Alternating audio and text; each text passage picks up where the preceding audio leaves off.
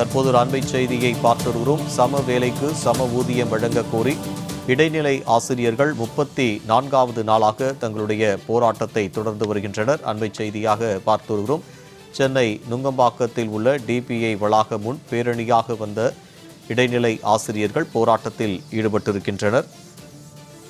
தேர்தல் வாக்குறுதியை நிறைவேற்ற கோரி இடைநிலை ஆசிரியர்கள் 34வது நாளாக தொடர்ந்து போராட்டத்தில் ஈடுபட்டு வருகின்றனர்.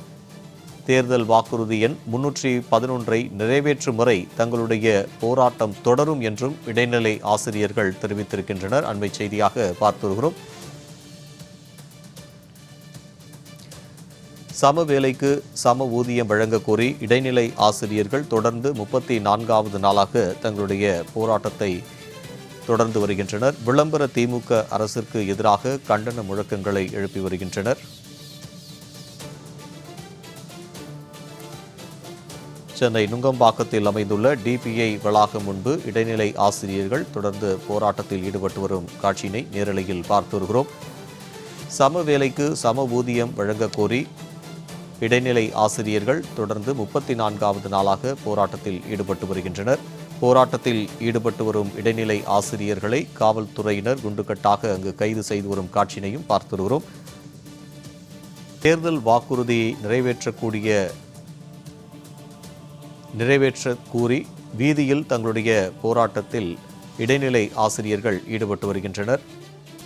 தேர்தல் வாக்குறுதி எண் 311 நிறைவேற்றும் வரை போராட்டம் தொடரும் என்று இடைநிலை ஆசிரியர்கள் 34வது நாளாக சென்னை நுங்கம்பாக்கத்தில் அமைந்துள்ள டிபிஐ வளாகம் முன்பு பேரணியாக சென்று போராட்டத்தில் ஈடுபட்டு வரும் காட்சியினை பார்த்து வருகிறோம். போராட்டத்தில் ஈடுபட்டு வரும் இடைநிலை ஆசிரியர்களை காவல்துறையினர் கைது செய்து வருகின்றனர். சம வேலைக்கு சம ஊதியம் வழங்க வேண்டுமென திமுக அரசை கண்டித்து கோஷங்கள் எழுப்பி இடைநிலை ஆசிரியர்கள் போராட்டத்தில் ஈடுபட்டு வருகின்றனர்.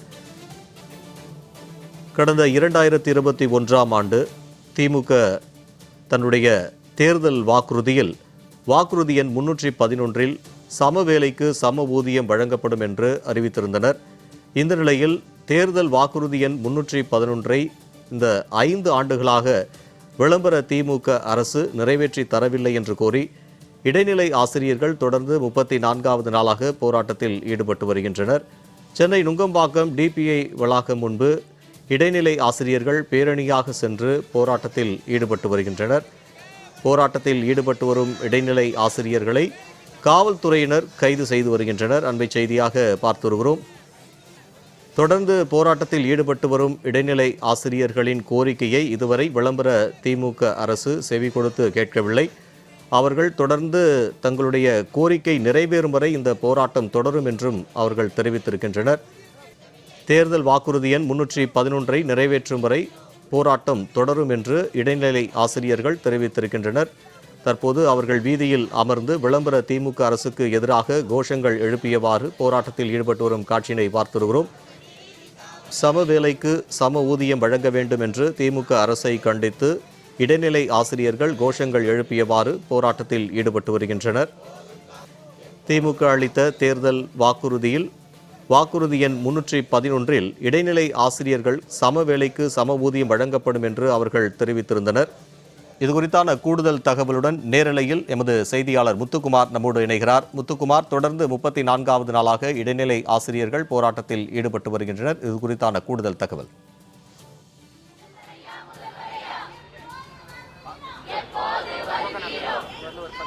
வணக்கம்.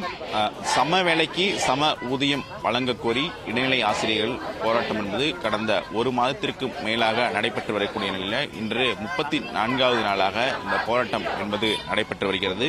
சென்னை நுங்கம்பாக்கத்தில் இருக்கக்கூடிய டிபிஐ வளாகம் முன்பு இந்த போராட்டம் நடைபெற்று வரக்கூடிய சூழ்நிலையில் கிட்டத்தட்ட 500க்கும் மேற்பட்ட ஆசிரியர்கள் இந்த போராட்டத்தில் கலந்து கொண்டு திமுக அரசிற்கு எதிராகவும் முதலமைச்சருக்கு எதிராகவும் தற்பொழுது இந்த கோஷங்களை எழுப்பி வருகிறார்கள்.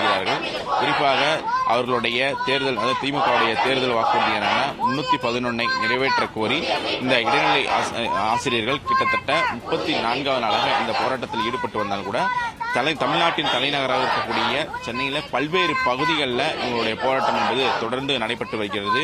எழும்பூரில் இருக்கக்கூடிய அதாவது சென்னை எழும்பூர் ரயில் நிலையம் முன்பும் அதே போல மாவட்ட ஆட்சியர் முன்பும் இப்படி பல சென்னையில் இருக்கக்கூடிய பிரதான இடங்களில் இந்த போராட்டங்கள் நடத்தி வந்த நிலையில் இன்று 34வது நாளாக இந்த போராட்டம் என்பது சென்னை டிபிஐ வளாகம் முன்பு அவருடைய போராட்டம் என்பது நடைபெற்று வருகிறது. திமுகவுடைய தேர்தல் வாக்குறுதி எண்ணையும் அதே போல அவர்கள் கொடுத்த அந்த வாக்குறுதி புத்தகத்தையும் அதாவது பதாகைகளாக ஏந்தி தற்பொழுது இந்த போராட்டத்தில் ஈடுபட்டு வருகிறார்கள். கிட்டத்தட்ட 500க்கும் மேற்பட்ட ஆசிரியர்கள் இந்த போராட்டத்தில் ஈடுபட்டு வரக்கூடிய சூழலில் தற்பொழுது ஆசிரியர்கள் நம்மிடம் இருக்கிற அவரிடம் ஒரு சில கேள்விகளை முன்வைக்கலாம்.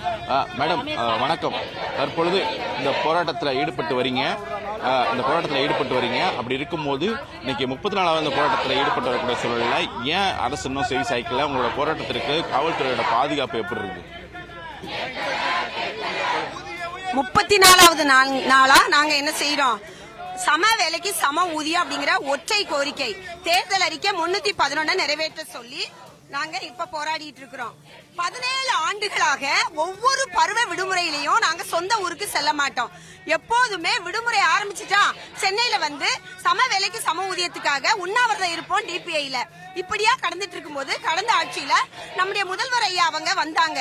அப்ப நாங்க 2 முறை நாங்க உண்ணாவிரதம் இருக்கும்போது கூட அவங்க எங்க கிட்ட வந்து கைய பிடிச்சு நான் இருக்கிறேன், கழகாட்சி வந்தா நான் உங்களுக்கு சம வேலைக்கு சம ஊதியம் செய்து தருவேன்னு சொல்லி தேர்தல் அறிக்கை 311 தந்தாங்க.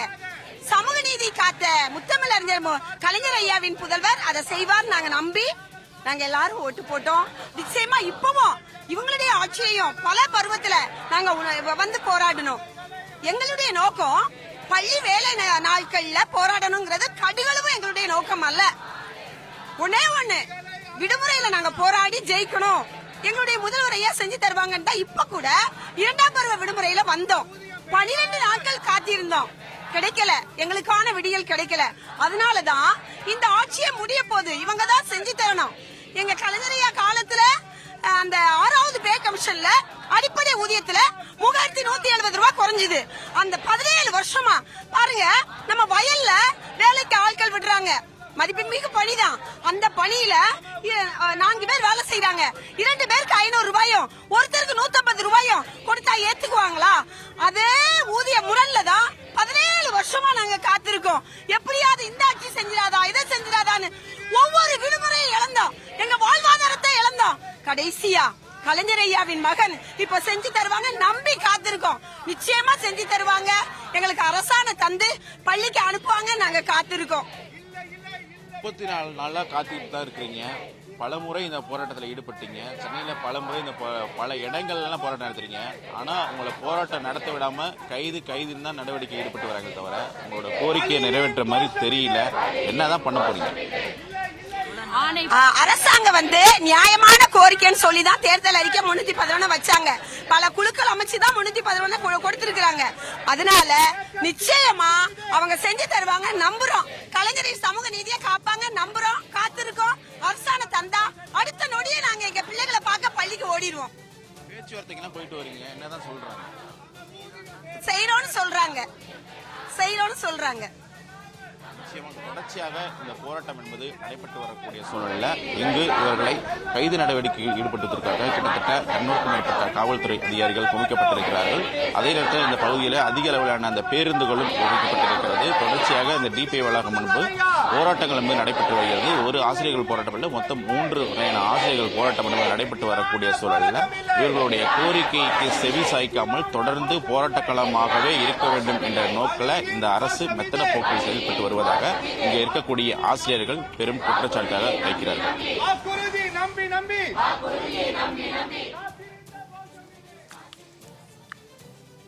சம வேலைக்கு சம ஊதியம் வழங்க கோரி இடைநிலை ஆசிரியர்கள் தொடர்ந்து 34வது நாளாக போராட்டத்தில் ஈடுபட்டு வருகின்றனர். போராட்ட களத்திலிருந்து நேரடி தகவல்களை வழங்கியமைக்கு நன்றி முத்துக்குமார்.